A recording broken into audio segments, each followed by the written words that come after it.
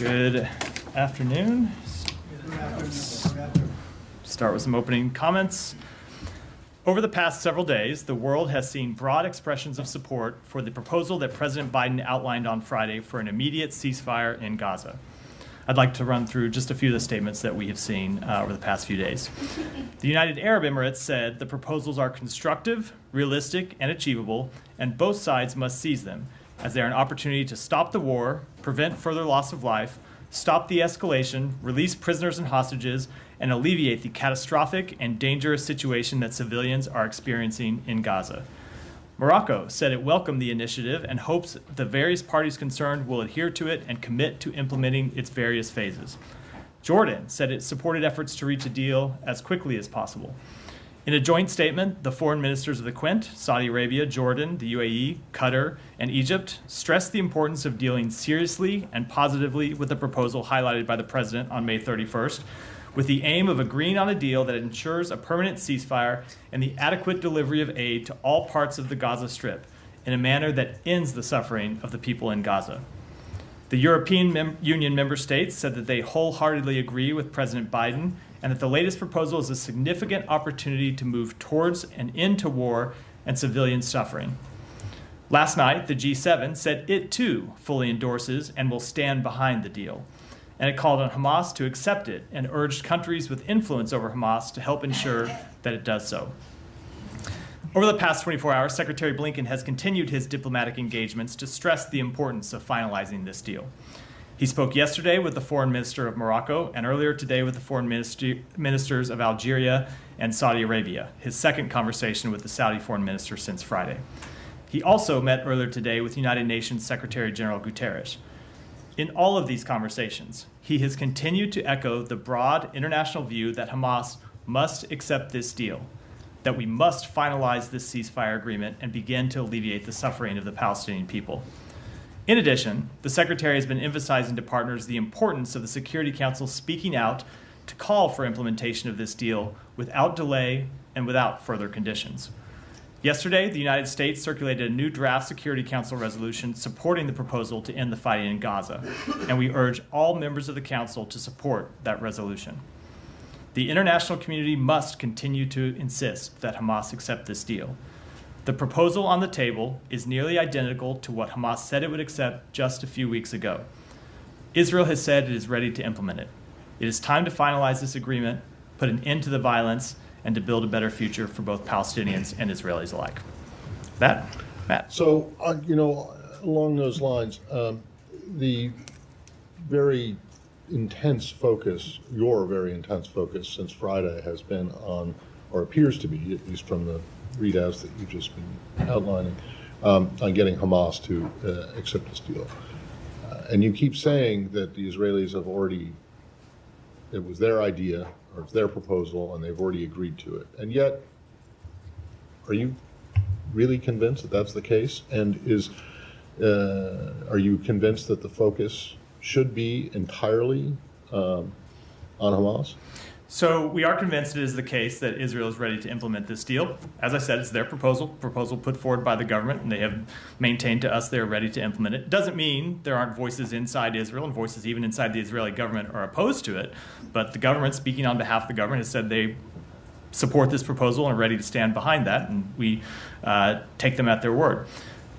The deal is in front of Hamas. It is to Hamas to accept or reject or come back and say they want to further negotiate the deal. But it is just the facts of it that Israel has agreed to this proposal and it now stands with Hamas.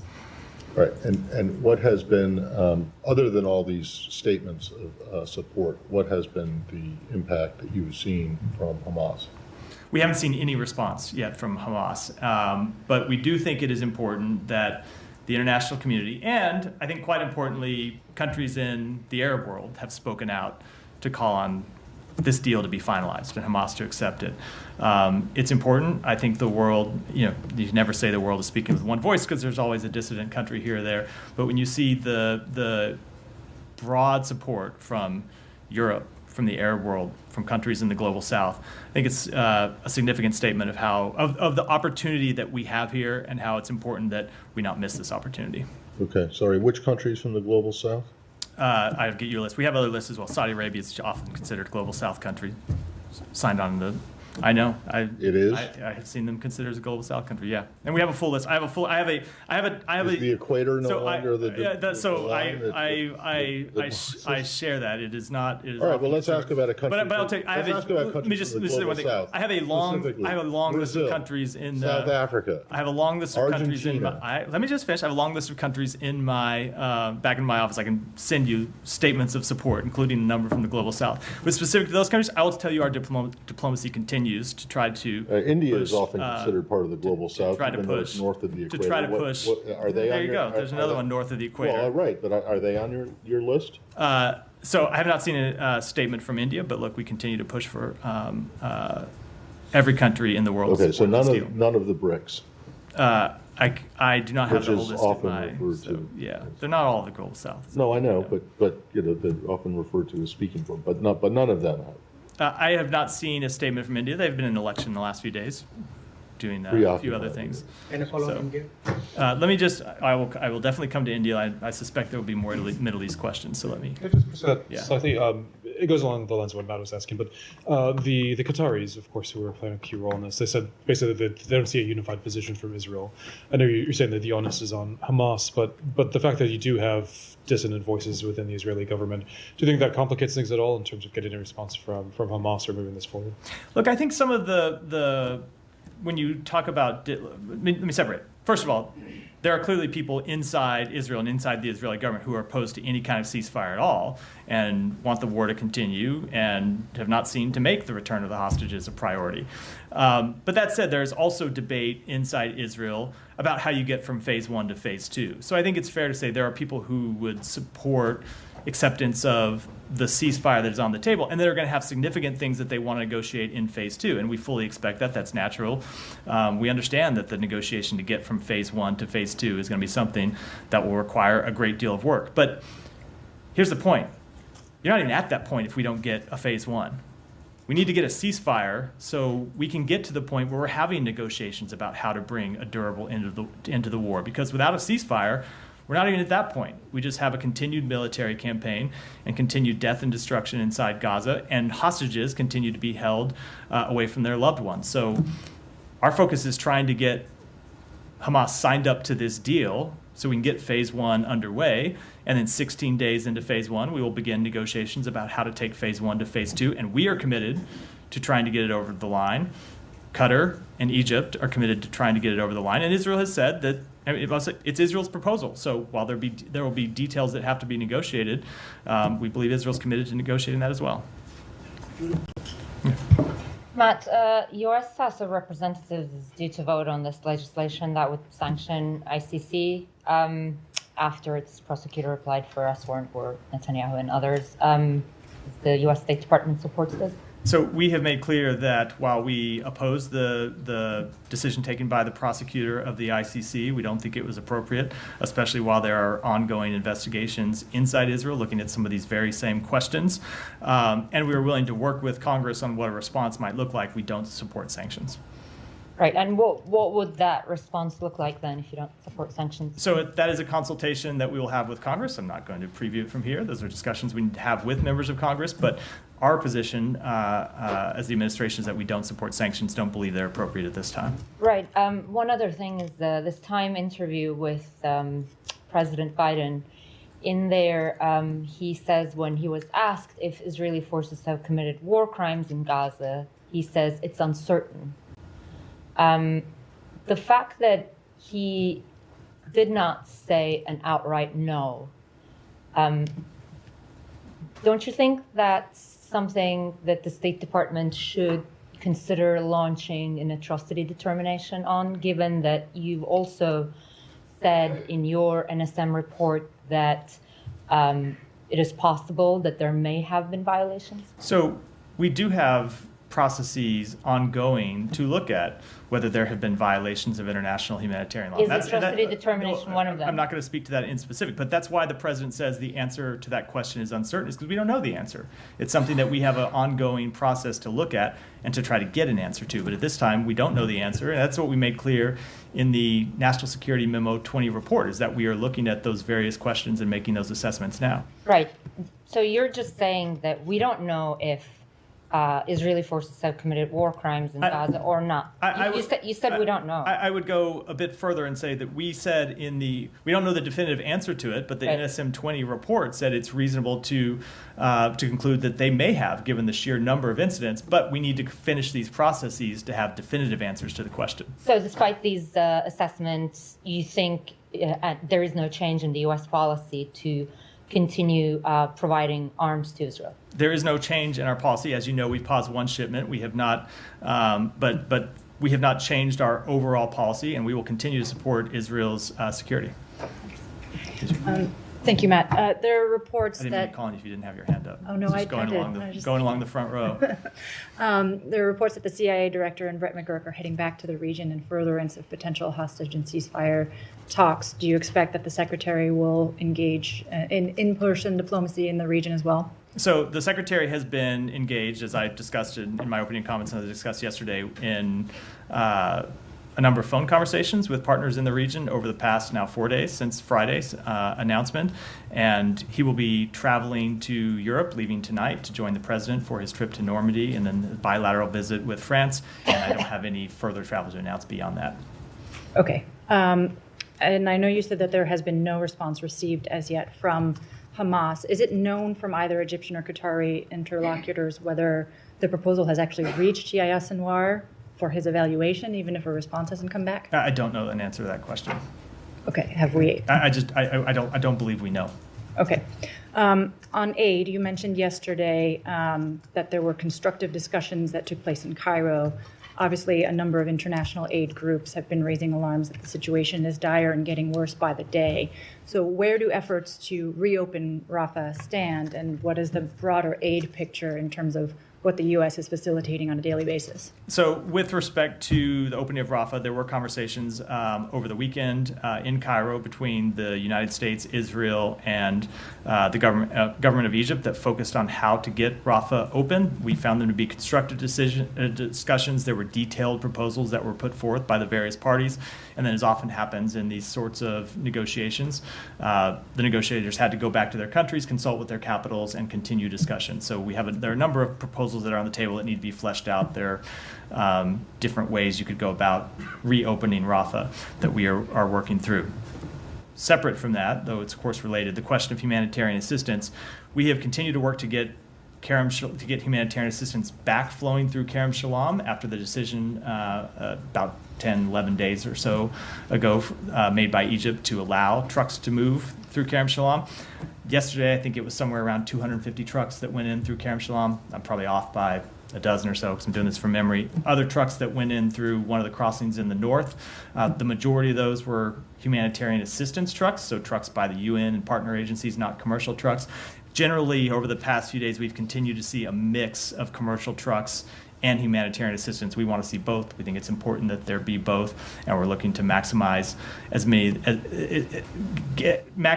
many as possible coming through all of the various crossings.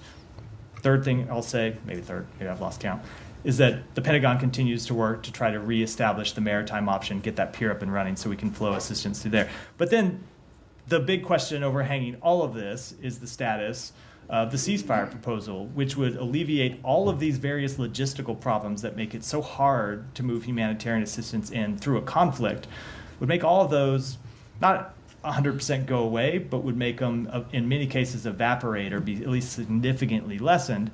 So the push for a ceasefire deal is inherently related to the push to try to dramatically increase the level of humanitarian assistance that makes it to the people of Gaza.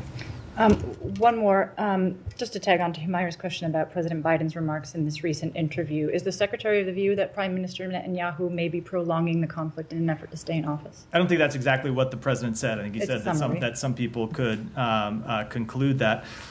Look, the president's comments speak for themselves. I'm not going to add anything to that. But I will just say we have been engaged with the Prime Minister on this question, and the Prime Minister has put forward a proposal on behalf of the the Israeli government that would lead to a ceasefire and ultimately could lead to the end of the war, pending other negotiations, and we're trying to get that ceasefire over. The president said there's every reason for people to draw that conclusion without commenting permanently. Right. So just one follow-up. I mean, so the proposal is on the table as a contingency, have you had any indication that the Israelis are also planning for a day after scenario, as you have urged them to do? We've seen the defense minister come out and make public statements about possible day after scenarios. You've seen, obviously, statements from Minister Gantz, member of the War Cabinet, about the need to do day after planning.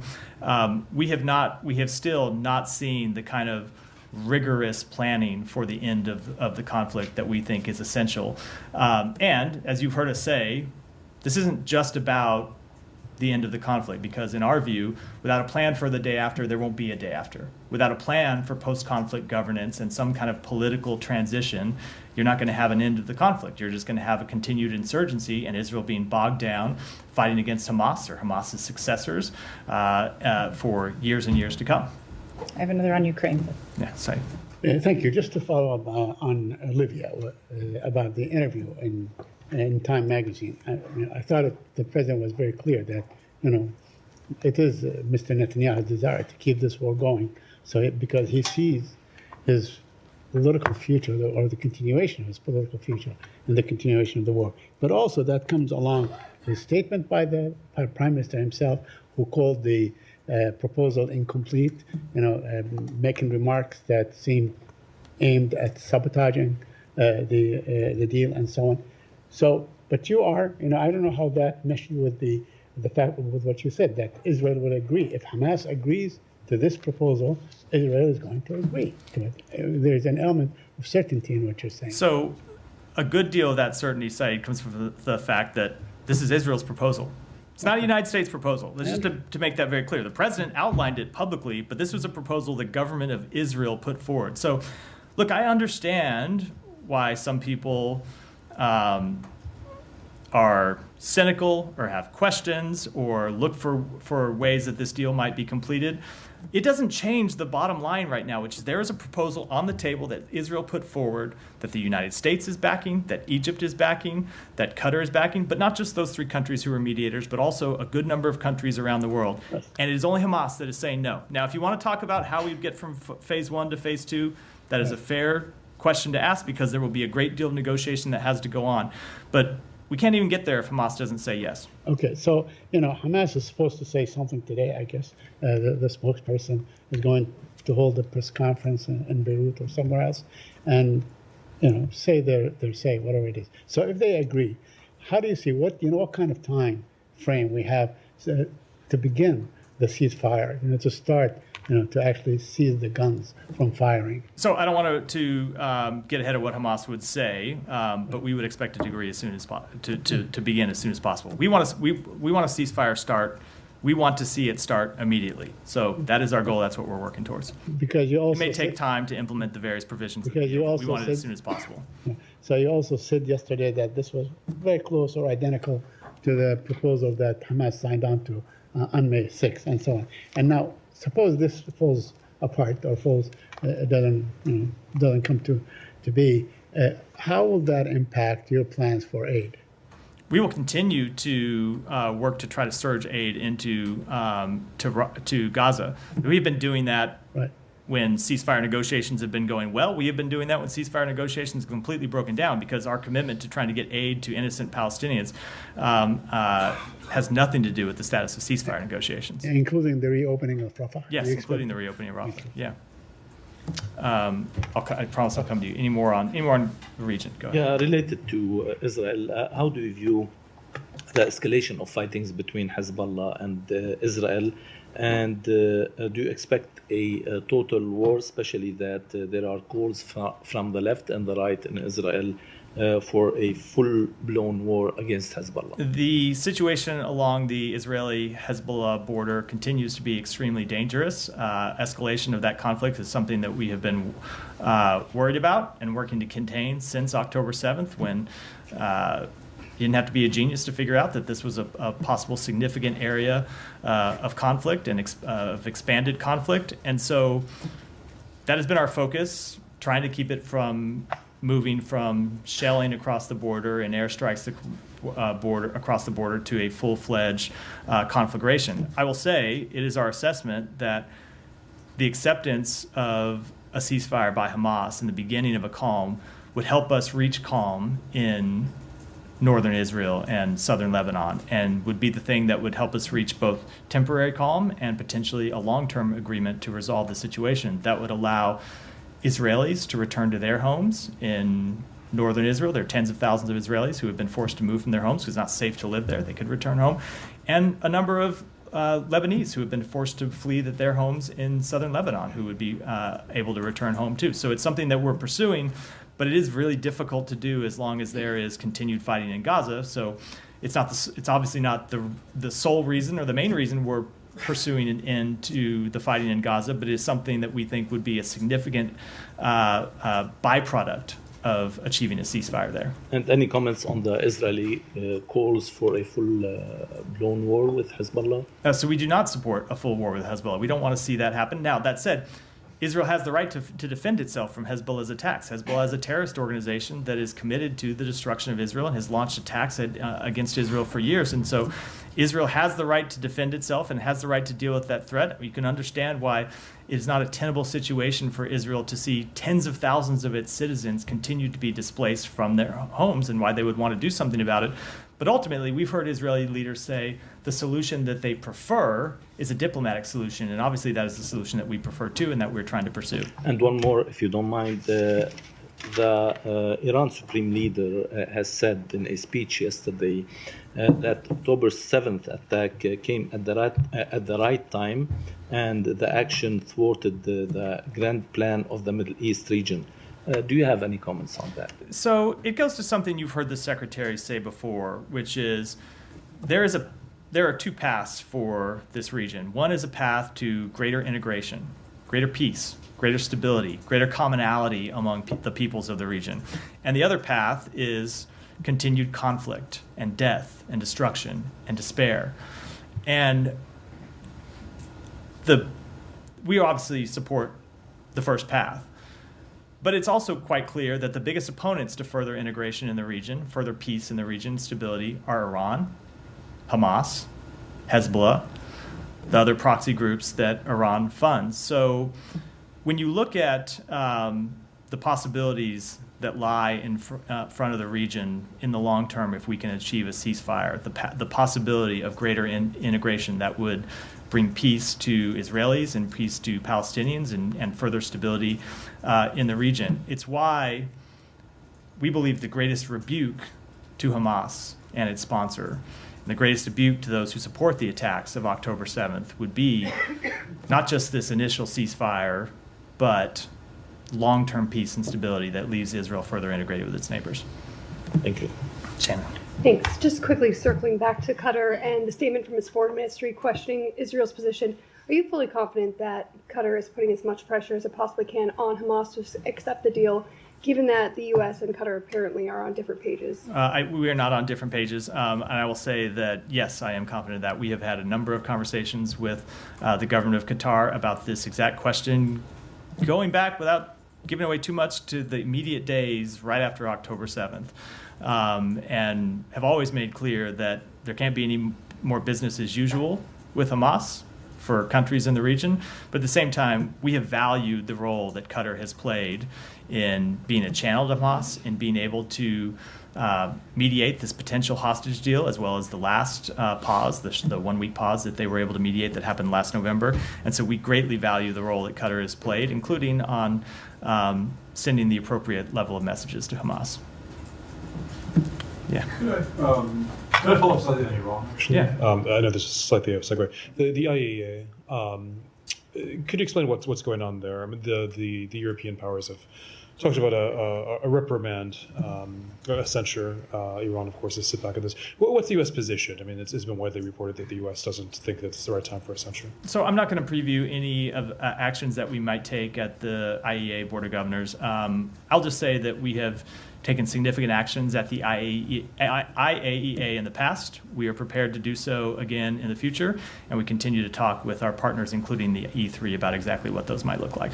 And a censure, do you think it's not productive at this time? Again, I'm going to keep those conversations private for now. They're conversations that are ongoing as part of the Board of Governors meetings. But as I've said, we've taken significant actions in the past and are prepared to do so in the future. I don't think he's asking you for the details of the actual conversations. He's asking you what the administration's position is. And correct? He is, and those are positions. As I said, I it's don't an see how issue that has we are. anything to do with your it is- conversations with it- anybody it- else. It It's does what- have. It does have something to do with our conversations with the Oh. private.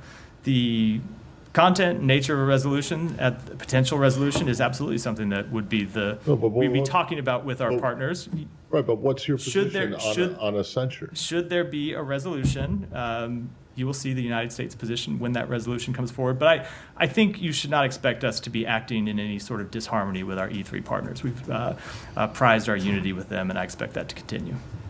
I have another on Iran, sort of separate. Does the U.S. have clarity on these Israeli airstrikes in Syria that appear to have killed an Iranian general? Is it asked for information as to the target and intent of the We do attacks? not. I've seen the reports, but don't have any further information on it. Have you consulted with the Israeli government I, as to their I purpose? just don't have any information other than that we've seen the reports. Given the background of it rising to a almost global conflagration when this happened last time in April, shouldn't it kind of top the list? I may have something to say later, but as I said, for now, just reports that we've seen, don't have anything further. Thanks.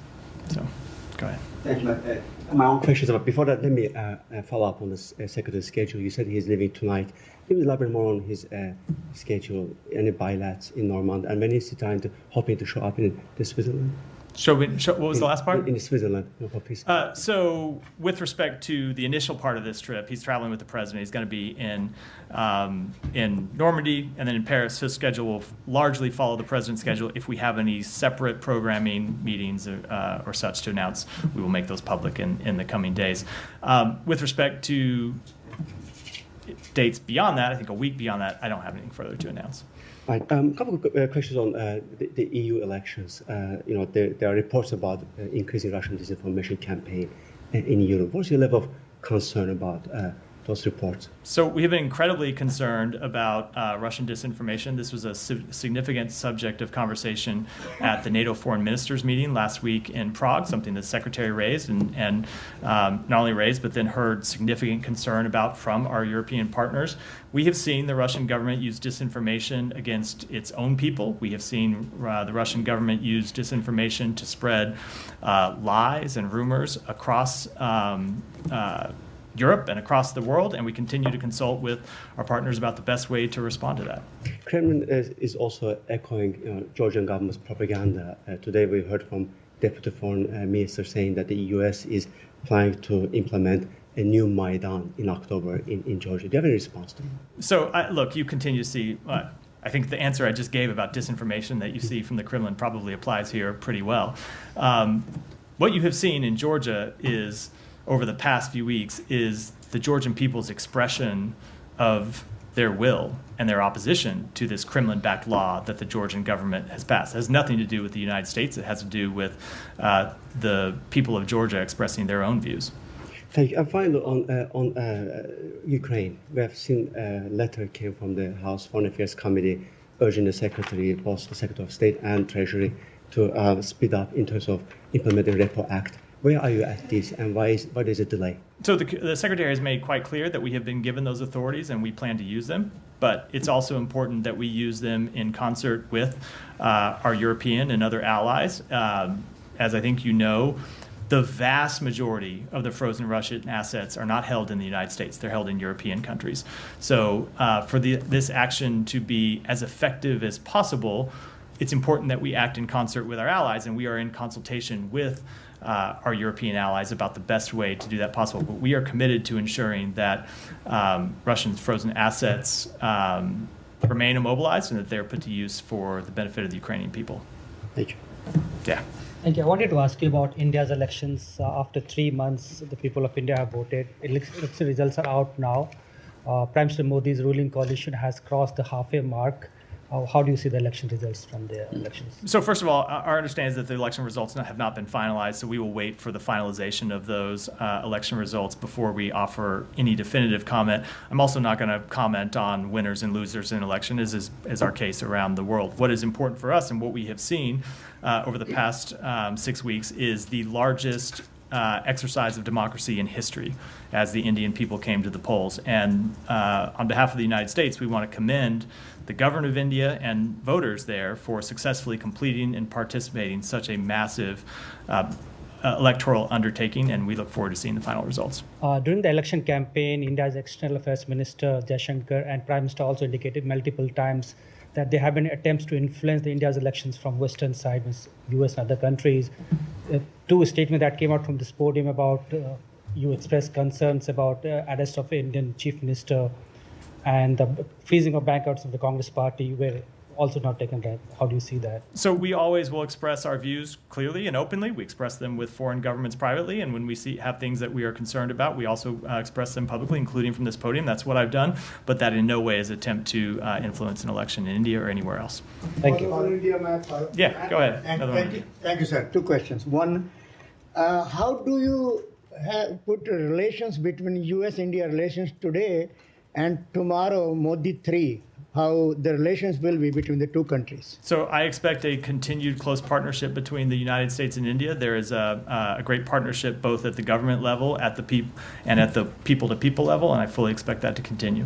And second, sir, there are a few actors against the United States working these days, including Russia and China, maybe a few others.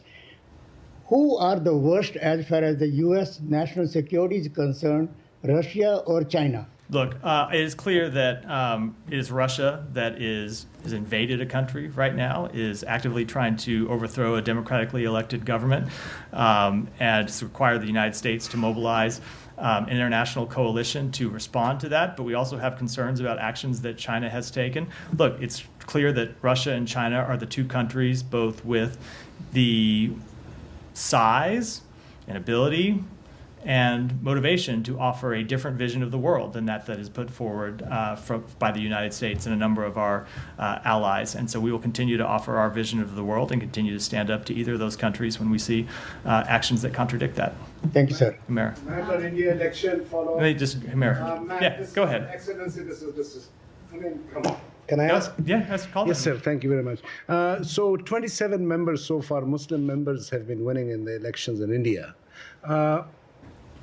You really think that India is becoming secular? Because when President Biden was running for elections, one of the issues was that Prime Minister Modi is turning India into a Hindu state where there are more than 300 Muslims. 27 seats they are so far winning. Modi is winning the election, but you have to admit that under President Biden, a leader is coming who is turning a country into a one religion, a Hindu state, basically, right? Would you agree with that? So I will say that when we have concerns about human rights, as we have in India, we express those openly. We express them directly to the government of India. We have done that and will continue to do it as we do with countries all around the world. Thank you so much. Can I just ask one more? Yeah. The Pakistan military 83rd Corps Commanders Conference met just a couple of days ago, and they came up with this term called digital terrorism, where they think that public in the US and Canada and UK mostly, through digital platforms, they are spreading terrorism and creating anarchy sort of situation. Do you have any comments about that? I have not seen that specific report or that allegation, but obviously we oppose terrorism or any attempts to recruit people to terrorism or foment terrorism anywhere in the world. Digital terrorism. I'm saying I haven't seen that report. But okay. Thank you so much, Matt. Can you just quickly follow up? Yeah, go ahead. India has world's second largest number of Muslim population after Indonesia. None of the other Muslim countries have that much Muslim population as India has. Why do you think India is converting into a Hindu? I'm just not going to speak to that question. Go ahead, Humera. Matt, just to go back to Hezbollah a minute ago, I just want to make sure I heard what you said. I heard right what you said. So you said U.S. does not support a full-blown war in the border? It's not what we want to see. We don't want to see a full-blown war. We want to see this resolved by a diplomatic resolution. Sure. So are you saying that U.S. is against the possible offensive that Israel is talking about carrying out? So we want to see it resolved through diplomatic means, and that's what we have been pursuing. I also said that Israel has a right to defend itself, and it is not a tenable situation for tens of thousands of people to continue to be displaced from their homes. But what we've heard Israel say is that their preferred resolution is a diplomatic one, and we agree with that. Right, but they're also saying today, Military Chief of General Staff Herzi Halevi is saying Israel is ready for a military offensive along the border, and that it was nearing a decision point. So what is your comment for that? Our comment is that we want to see it resolved by diplomatic means. We want to see ceasefire agreed to in Gaza that would allow us to pursue a diplomatic resolution in the north. Have you this could all be solved by a ceasefire, and that's what have we're you told the pursuing. Israelis in the past couple of days or today specifically about these, like advise them not to do it? So I don't know of any recent conversations with them, but we have had this conversation with them for a long time, and Israel has made clear they don't want a war in the north. A war in the north would tax their resources, which have already been taxed by the conflict in Gaza. This goes to the thing that the secretary has talked about, and I talked about a little bit about yesterday, where we look all of it and you see the potential of Israel being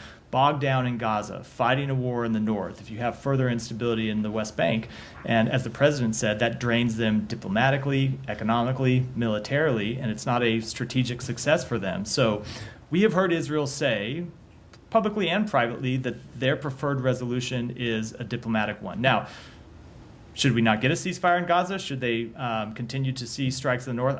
I don't know what will happen, but we will continue to focus on trying to achieve a diplomatic resolution to this conflict. It is not in anyone's interest to see escalation along the border between Israel and Lebanon. And from U.S. point of view, would it be unacceptable for Israel to start this offensive in the north in the event of a ceasefire in Gaza? So I'm not going to get into hypotheticals. As I said, we don't believe it is in their interest. They're saying they're ready for it. They have said that is different than launching. They have said it is not something they want to pursue either if they can pursue a diplomatic resolution. At the same time, the situation we do understand is untenable, so it does give urgency to the diplomatic negotiations to resolve that problem, and connected to that for Hamas to reach a ceasefire. Matt, one follow-up. Yeah. Please. Are you confident that you will be able to find a diplomatic solution for the fightings and for the crisis between Hezbollah and Israel? Look, obviously, we can't make any predictions about what would happen. That would involve, of course, Hezbollah being willing to agree to a resolution as well. But we do believe that if we can get calm in Gaza, that it dramatically increases our chance. It unlocks the real possibility of calming the situation in the north, which does not need to be at the level it is today. It wasn't at this level before October 7th. It was the fight. There's always been obviously tension along that border and strikes and even wars that have been fought over that border. But we have seen an increase in strikes across the border after October 7th. And should we reach a ceasefire in Gaza, we think it's something we have a good chance of resolving. Yeah, go ahead. Oh, thank you, Matthew. So I'm really confused by this proposal that the president said Israel put forth. There seems to be a misunderstanding between the sides, and there are conflicting reports. Israel says its objectives have not changed, yet this deal would not say result in the elimination of Hamas. Prime Minister Netanyahu said some of what President Biden said in his speech on Friday is inaccurate. Can you please clarify? So I think some of this goes to what has to be negotiated in getting to phase 1 and phase 2. Israel has agreed to the proposal that includes all of the elements of the proposal, phase 1, phase 2, phase 3. But as the president said in his remarks, the details of how you get to phase 2 are going to have to be negotiated. And that's what we were prepared to do. But it doesn't require Hamas to be gone, right? So we have made clear that Hamas cannot continue to govern Gaza. We also don't believe that you can eliminate Hamas just with a military campaign, that a military campaign can kill fighters, can detain fighters, trade or support violence in the West Bank, and we will not hesitate to continue to do so. And finally, Samantha Power, the Samantha Power said that Israel is the chief impediment to Gaza aid. How do you assess what she said? So I won't speak to her comments. I'll let my USAID colleagues speak to them. I think if you look at the full substance, she was speaking to the conflict ongoing being the chief impediment to getting aid in, and that is manifestly the case. You can get aid, even when you can get aid to Kerem Shalom, it's often difficult to get it distributed inside Gaza because people are moving to new places and there's ongoing conflict. That's been a challenge throughout that we will continue to work through. But two things in that regard. Number one, so there were just officials from the U.S. government who met in Cairo yesterday with officials from Egypt and from Israel to try work on a solution to reopen Rafah Gate. There were constructive discussions, professional, and we'll continue to pursue them in the coming days because we want to see Rafah open because that would be another gate to allow humanitarian assistance in. And then second, back to the bigger point, if we could get a ceasefire, if Hamas would agree to this ceasefire proposal, we could get 600 trucks a day coming in, and not just coming in, but it would be much, much easier for them to move safely around Gaza and get humanitarian aid in the hands of the people that who need it. Nadia. Thank you, Matt. Prime Minister Netanyahu said neither Hamas nor the Palestinian Authority will play a role in the day after in Gaza. Do you agree that the Palestinian Authority should be excluded from playing any role? No, we do not. We've made quite clear we see a role for the Palestinian Authority in the governance of Gaza after this conflict. So do you see this as a point of that might be not acceptable for Israel in terms of this proposal that the president put forward? So when it comes to all of those issues about who would govern Gaza at the end of this conflict, I'll say two things. One, it is something that we have been, as you know well, discussing with Arab partners in the region. It's been a good subject of the work that we have done, and as well as the work that we have done to encourage the Palestinian Authority to take steps to reform itself. So not just Israelis could have faith in the Palestinian Authority, but so the Palestinian people could have faith in the Palestinian Authority, governing as a non-corrupt, faithful actor in the interests of the Palestinian people. So that's the first thing I would say. The second thing I would say is that we are going to continue to engage with the Israeli government about this. And there are a diversity of views inside the Israeli government about the Palestinian Authority and the role that they ought to play and the future that they ought to play in governance in Gaza. And we're going to continue to make clear to them that we think a revitalized, reformed, fully functional Palestinian Authority is in the best interest of the Palestinian people. It's in the best interest of Israel, and it's especially in the best interest of Israel's security. Okay, I want to have another go at the previous questions on Hamas. The president said that Hamas capabilities have been degraded to the degree that they don't pose a threat equivalent to the October 7th. Would you entertain or accept some kind of political presence for Hamas? Or do you think that is going to be a situation analogous to the de-Baathification that we have seen in Iraq after the war, which is de-Hamization, if I don't know if the term applies, but basically that nobody will be allowed to take part in any kind of shape or form of a civil authority, of local authority, whatever. We're not talking about the military brigade.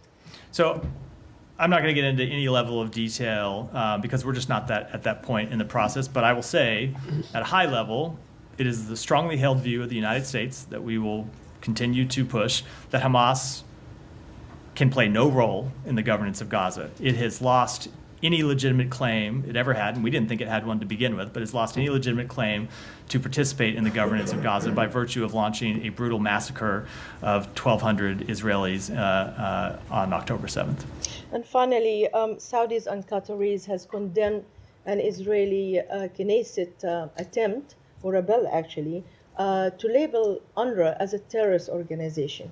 Do you condemn this attempt by the Israeli Knesset to do that? So I was not aware of that vote. Obviously, we do not believe UNRWA is a terrorist organization.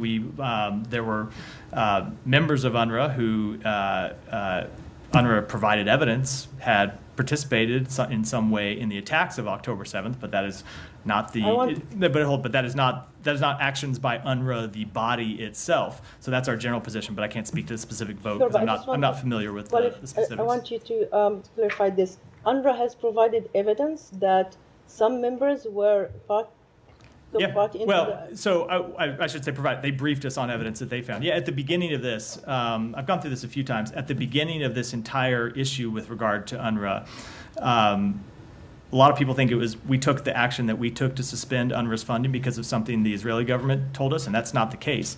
It was UNRWA that came to us and said they were aware of these allegations. They had looked into them, found evidence that certain members of UNRWA had participated in the attacks of October 7th, and so had suspended and fired for 13, 14, I don't remember the exact number now, and that's why we took the action we did. And you can update us on the investigation because it's been a few months now? I can't because it's not a U.S. government investigation. It's a United Nations investigation. I would refer you to them to speak to that. Matt, could I have clarification on your engagement with the PA? Are you engaged with the Palestinian Authority right now? Yeah, we have conversations with the... Where are the whereabouts of Mr. Hadi Amr, for instance? Is he engaged? He travels back and forth between here and the region quite regularly. I don't know if he's here or in the region today, but he engages regularly with the Palestinian Authority, as do officials in our embassy in Jerusalem. stay in the region. Any more? Yeah, go ahead. Matt, did you hear back from the Israeli regarding the investigation on the strike in last weekend? We have not been. We have not. Well, number one, I don't know if the investigation has concluded, but in any event, we haven't been briefed at this point.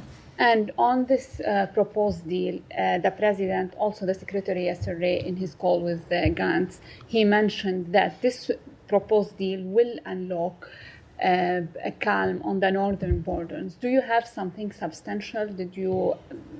Is there a progress made here with Hezbollah?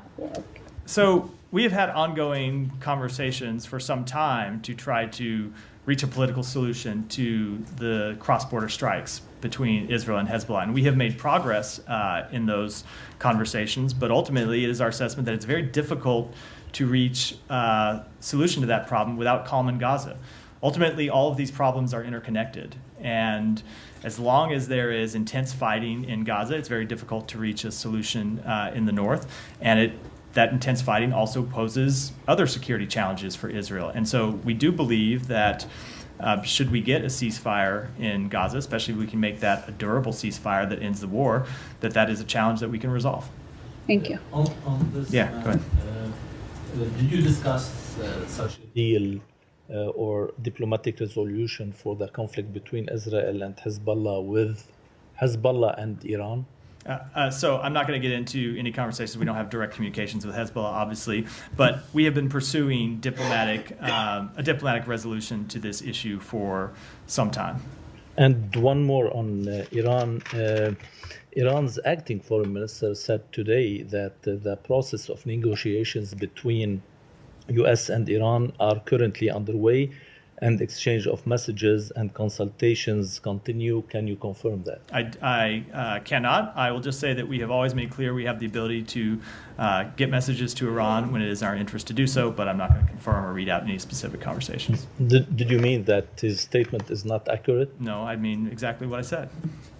Go ahead. Thank you. Just a question on the framework that's currently on the table. Yeah. Can you say if it's the U.S. expectation that during phase 2 and 3 of the deal, if it's implemented, if Israel would still be able to carry out specific targeted military strikes should a threat emanate from within Gaza? So I don't want to speak to that in terms of tying it to phase 2 and phase 3, because those are things that are going to have to be negotiated, and the exact parameters of that negotiation. We don't even have a deal for phase 1 yet, so I should refrain from commenting on that. But the president made clear we will always back Israel's right to defend itself, and that remains true. All right, go ahead, Jani. Thank you, Matt. Two questions. I will follow up again on the last North Korean garbage balloon question. Last time, China sent spy balloons to the United States, but North Korea sent over thousands of garbage balloons to South Korea over the past few days. These garbage balloons contain all kinds of unsanitary germs. There could also be damage to U.S. troops stationed in South Korea. What measures do you think the U.S. and South Korea to take in this regard? So I will just say that it's obviously quite a disgusting tactic, irresponsible, childish, and it should come to an end. I'll leave it at that. So you're not condemning? Of course I condemn it. Okay. Absolutely. Condemn any country that sends trash to its neighbor, floats trash over in a balloon to its neighbors. Yeah, right. Yeah. If it is an agreement between two countries, that is a very different thing. Yeah. Do you think this? Yeah. One more. Do you think this is a violation of the UN Security Council? I would have to consult with people here whether trash carrying balloons. I'm not trying to be flippant. I just have to consult with some people here about whether that's the case. Also, do you think this action has anything to do with China? China involved? The trash balloons do? Yes. I have not seen any assessment that it does, no. All right, thank you. Yeah, go ahead, Alex. Thank you, Matt.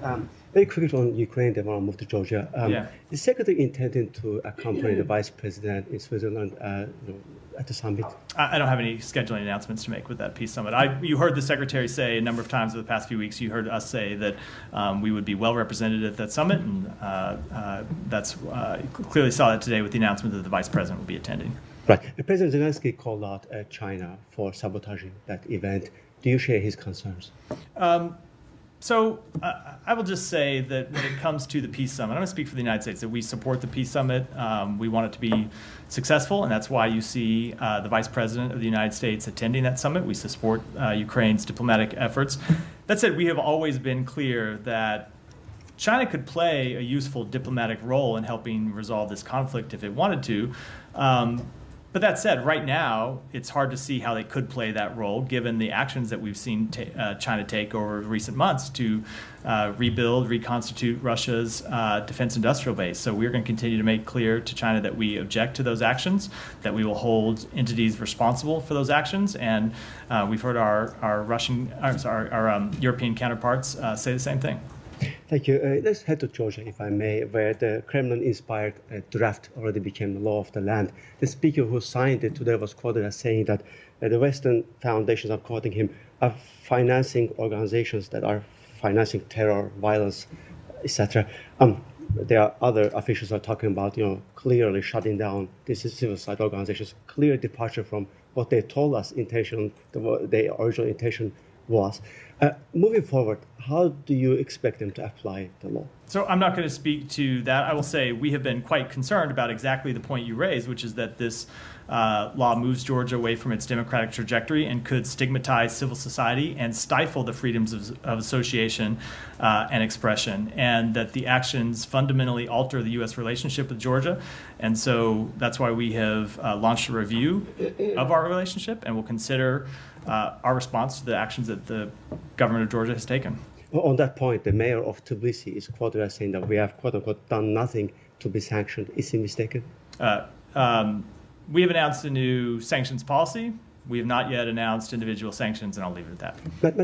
But we have made clear that we would not hesitate to impose them.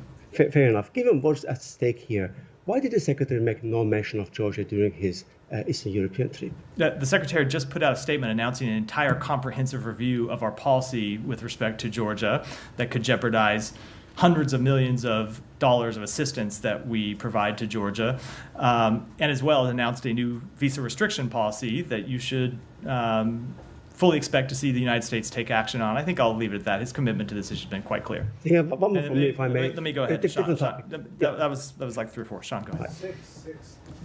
Go ahead. I'm sorry, I thought you had your hand up before. Getting back slightly to the Middle East, but staying in Europe, I don't know how many times you get asked about Slovenia. So the parliament is debating recognition of a Palestinian state, of the state of Palestine. It's been put on hold by the opposition. I know in the previous 3 cases, the European countries, you had a reaction coming out. But as it's actually in process, does the U.S. want to tip the scales one way or another, or do you have a position whether Slovenia should go ahead and recognize a Palestinian state? So look, ultimately we see those steps as not helpful or productive at this time. We have been quite clear that we support the establishment of an independent Palestinian state. The Secretary has been working on actual paths to get us there through diplomacy in the region, but that ultimately that is a step that needs to come not through unilateral recognition, but through direct negotiations between the two parties. Okay, and Slovenia in particular, is it? That comment applies to everyone. Yeah. Can I just ask you briefly about 2 elections? I know you issued statements on them already, but 2 major countries, Mexico and South Africa. I know that there have been statements issued in both, but particularly in the case of South Africa, it seems the ANC for the first time since the end of apartheid is going to lose a majority. The U.S. has a relationship with South Africa, but obviously there have been some ups and downs recently with regard to Russia, with regard to the issues in The Hague. Does the United States anticipate any changes to the relationship with South Africa coming out of this? Anything more to the U.S.'s liking potentially? So I'd say that we remain committed to deepening our cooperation with South Africa. We cooperate with South Africa on a number of areas, even places where we have differences. There are other areas such as expanding economic prosperity, fighting the climate crisis, ensuring that democracy delivers, where we work quite closely with South Africa, and we would fully expect to do that with the new government.